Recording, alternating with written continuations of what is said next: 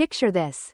A crisp October afternoon in Boulder, Colorado, where the air smells like pine and the aspens blaze gold against a sky so blue it hurts. I'm Ellie Harper, 32. Single. A financial planner who's always been the reliable one. I'm at my parents' house, knee-deep in a pile of papers, bills, warranties, junk mail, helping Dad sort through the chaos. Like I do every fall. It's cozy, familiar, the kind of day that wraps you in nostalgia.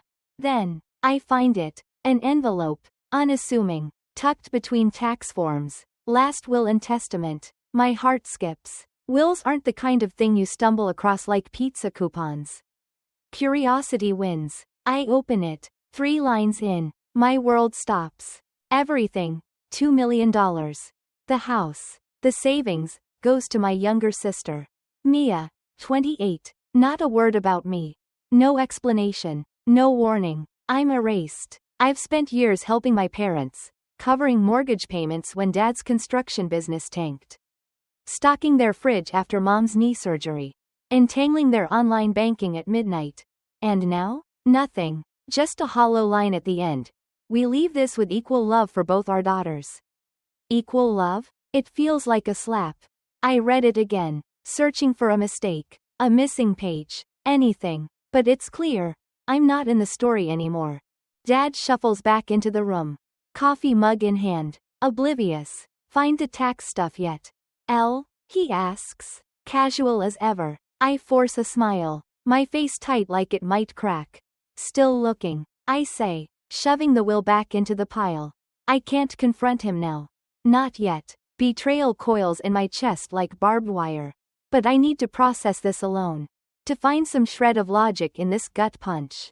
Maybe it's a mistake. Maybe there's an explanation. But deep down, I know better. 2 days later, I'm at my desk, crunching numbers for a client's retirement plan. When Mom calls, "Sweetie, we're in a pinch," she says, voice syrupy. "Could you send $1.500 for utilities and a few bills?"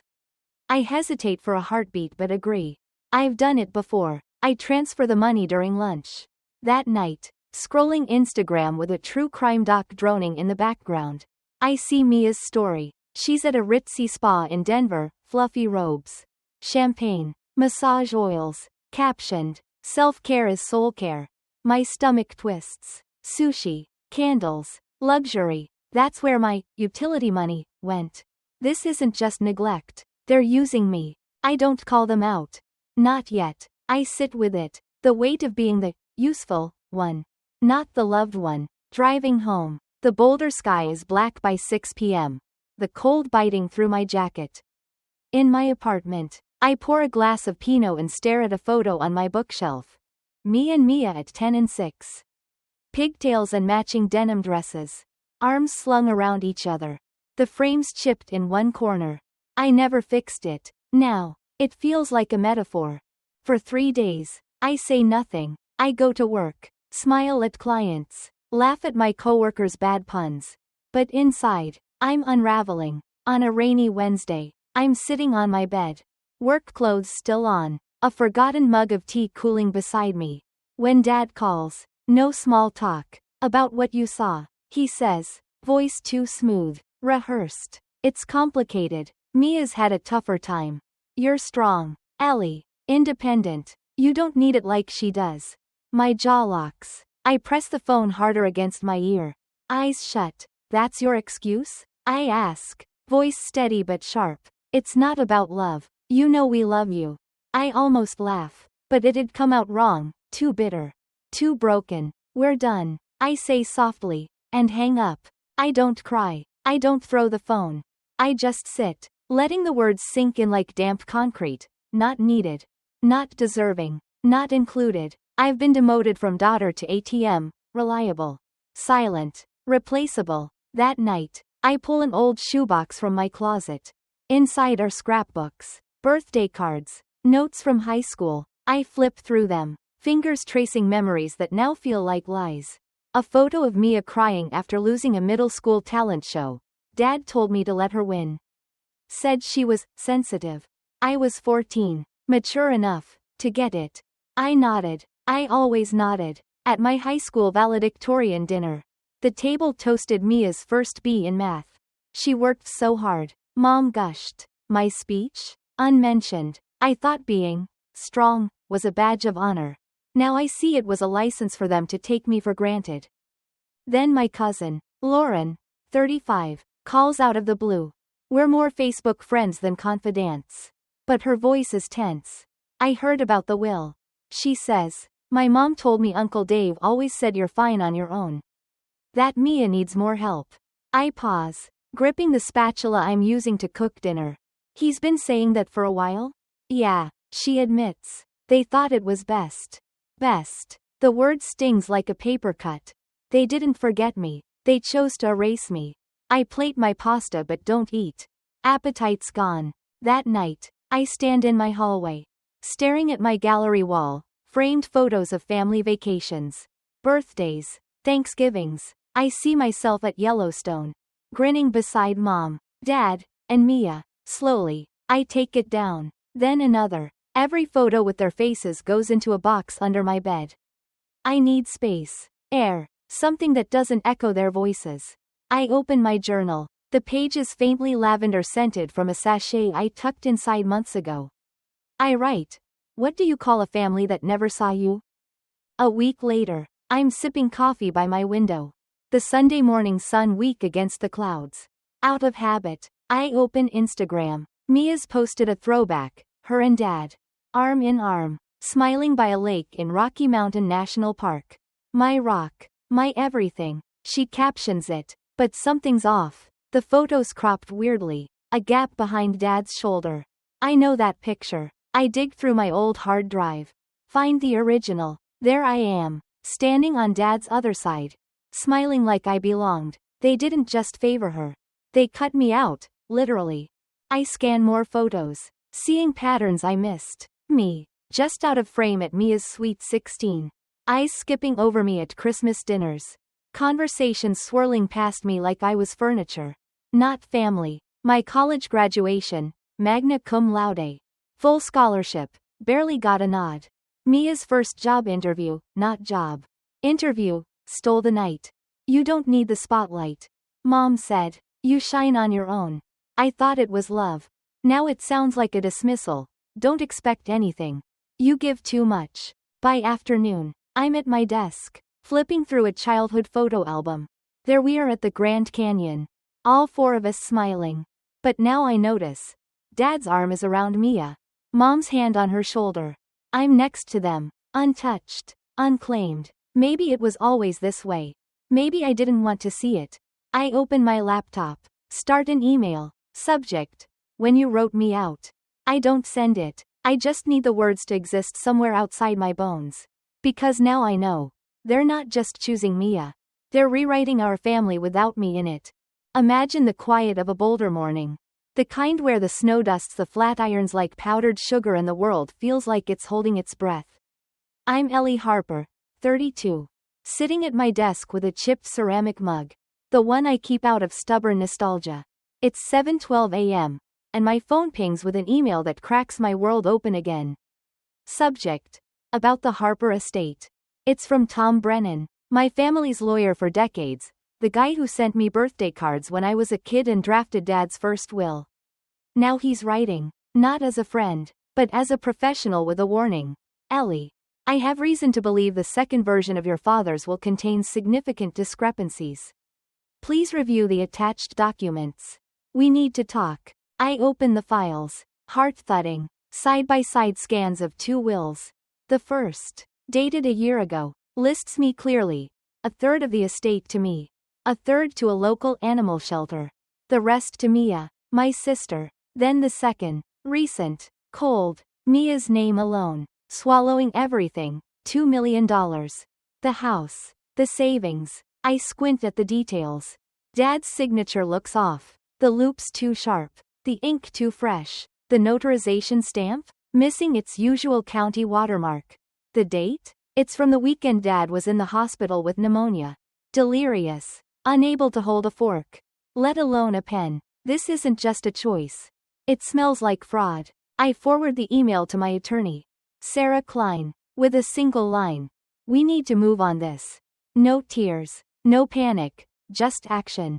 Later, I meet Tom at his downtown office.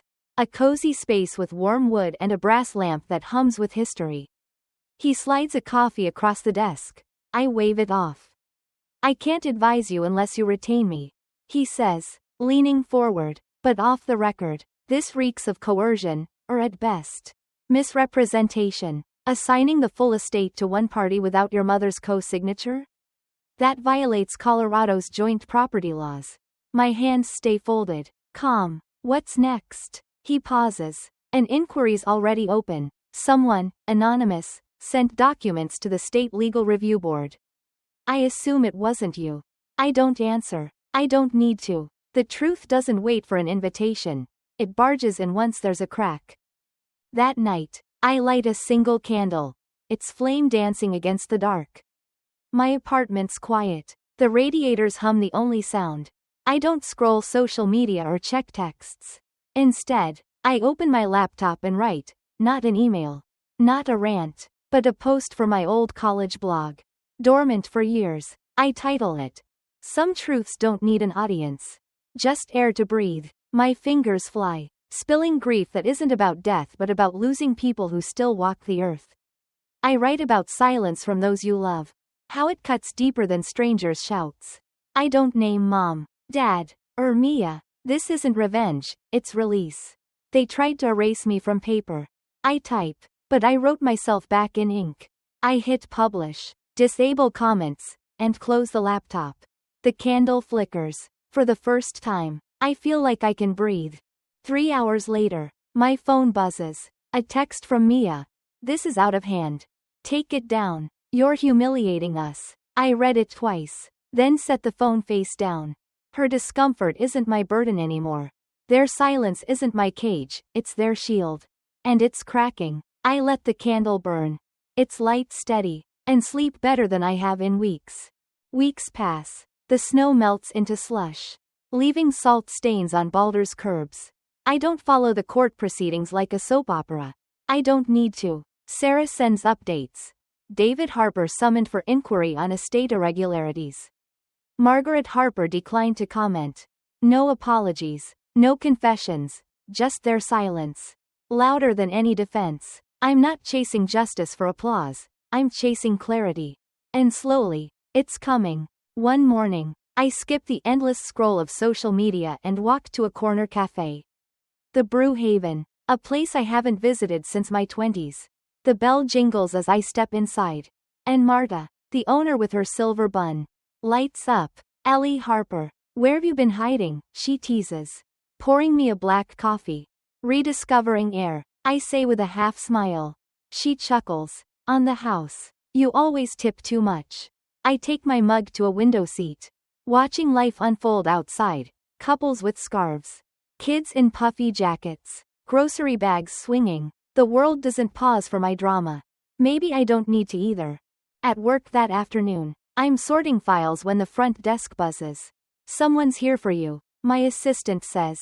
No appointment. It's Mrs. Clara Thompson, a client from years ago. Her face etched with deeper lines but her eyes bright.